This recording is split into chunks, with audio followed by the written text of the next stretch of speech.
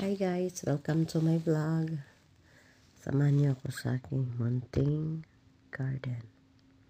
Ayan, meron tayo ditong ampalaya na napakasustansya at magandang panlinis ng dugo para sa may mga matataas ang blood sugar level. At ito, sa tabi ay mayroon din tayong sitaw na hitik ang bunga at ayan, nakakatuwang pagmasdan.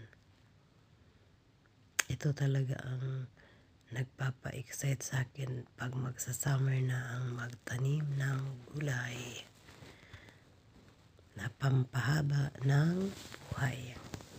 Yan, pag may itananim, may aani. Yan.